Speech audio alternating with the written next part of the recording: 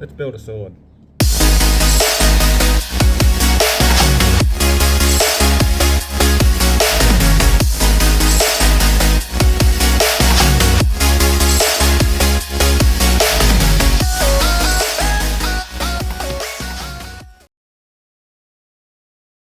So, over the years, I've built quite a few different swords, shields, axes, that sort of thing.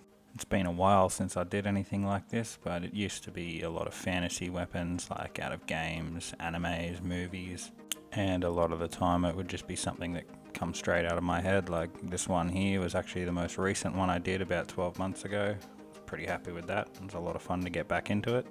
And then of course there were the legendary weapons like Excalibur here in the stone. Over the years, I think I've made about 5 or 6 of these, so if you want to see me do a video on that, leave a comment. We'll see how this video goes. If I get enough interest in it, well then I'll definitely make another one of these and show you all how it's done. But those who know me personally know that out of all the swords I've made, the katana would be my personal favourite. That likely stems from my love of Japanese culture and animes. To be honest, I couldn't even count the amount of katanas I've made over the years, and seeing as we are trying to fight a dragon, a broadsword does seem like it would make more sense, but this is my video. I love katanas, so we're making a katana today. Okay, so to begin with, we take a piece of pine, 12mm thick by 90mm wide, and then I've got this really simple jig that I made up years ago. You can see just a couple of pieces of timber with a really thin one there attached to it that bends. You'll see how it works in a minute, but for now I'm just going to secure it down to my bench with a couple of screws.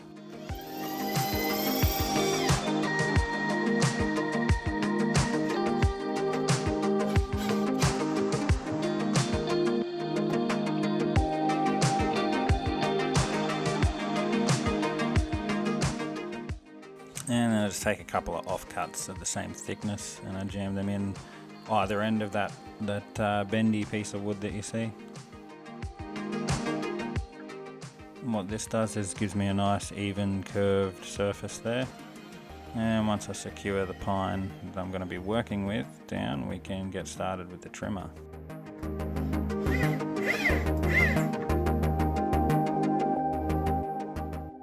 This is a router, I suppose, but it's a really, really small one. I'm pretty sure they just call these ones a trimmer.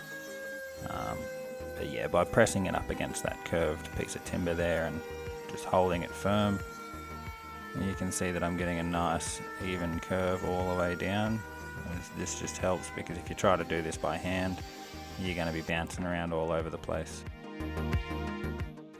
Now just marking the ends of the groove that I've put in there just so that I can make sure it lines up perfectly on the other side. And then I'm just going to flip it over, secure it down, double check to make sure it all lines up perfectly, and then trim the other side.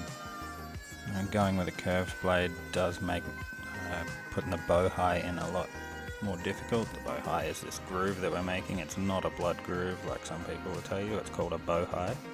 But yeah, obviously with this jig that I've made, the way that I've made it, it gives us a curved blade. It's not too difficult.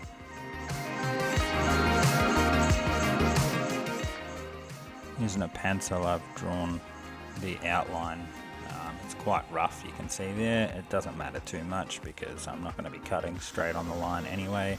Most of the shaping is going to be done with the belt sander. The main goal here is to not go too far in on the spine and cut into the bow high, because then you've just ruined the entire blade. As you can see here, I've left enough space on the back there on the spine, and then I'll cut the edge of the blade.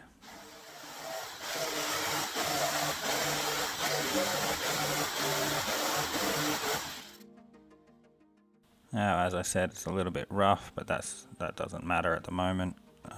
We'll be able to clean all that up very soon.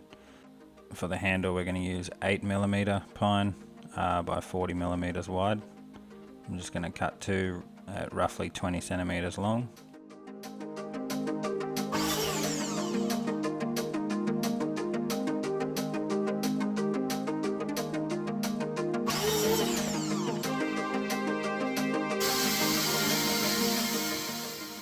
Now, with this footage sped up to 8 times speed, it makes it easy to see my belt sander dancing around the table. It's not supposed to be mounted like this, but it does the job. I do have a screw there that's supposed to hold it steady, but that obviously wasn't working, so we just get to enjoy this little dance that it does.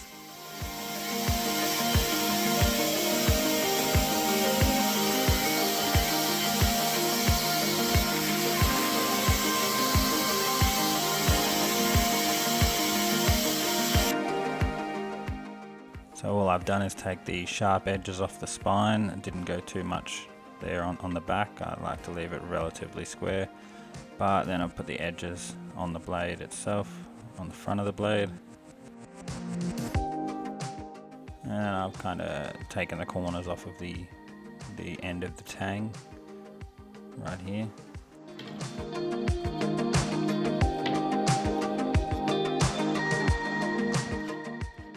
Just securing the 2 handle pieces with a couple of screws.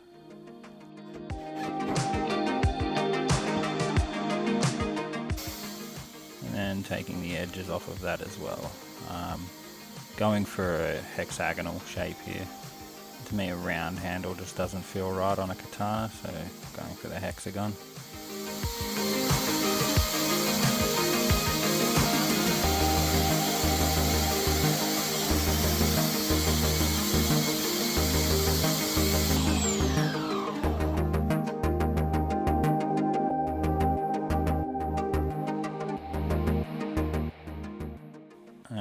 With the offcut from the blade piece,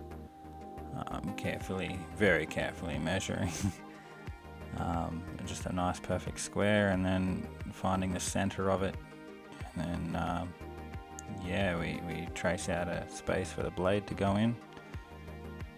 I sat here for quite a while trying to think of a nice design. I've done so many over the years, I really just couldn't think of anything at the moment. So I just end up going with a really basic one just for the sake of the video. By drilling 2 holes right next to each other, you'll be able to get the jigsaw blade in so that you can take out that center rectangle. I had intentionally not cut the shape of the tsuba yet, it just makes it a lot easier to work on, but now that we can see it fits, we can trim that down. As I said, I just went with a very, very basic shape just for the sake of making this video, but really the sky's the limit for designs. Just cleaning it up here on the dancing belt sander again.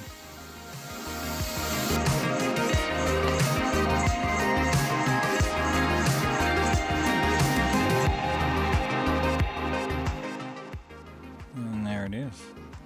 Now, I was originally planning on completely finishing the sword for you all, but that would involve having to decide what color to wrap the ray skin, what color to use for the paracord, whether or not I actually want to paint the blade, what color I do the tsuba. Like, it's from this point on, you guys can decide how you want to build it, but this was just to give you a general idea of how to build the sword itself. Decorating it, that's all completely up to you.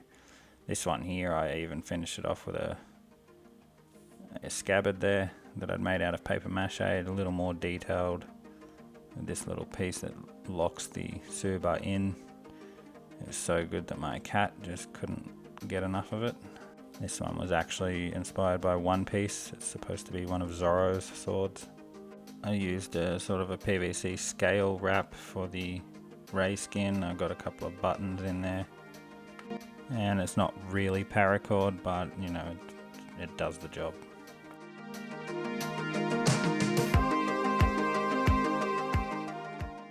If I'm to be honest, out of all the swords I've ever made, this one's probably got the best blade on it.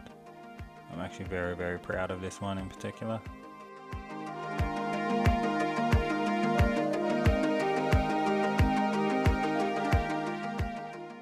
Now, some of you might prefer the completely finished look. This one obviously has a silver blade, got the gold tsuba and green and black on the handle. Like I said, it's completely up to you how you want to finish it. But yeah, this video's already gotten twice as long as what I was expecting it to be. So I've shown you how to make the sword. The rest is up to you, I guess. As always, if you enjoyed this content, please like and subscribe. That stuff helps out a new channel quite a lot. And yeah, thanks for watching. I'll see you in the next one.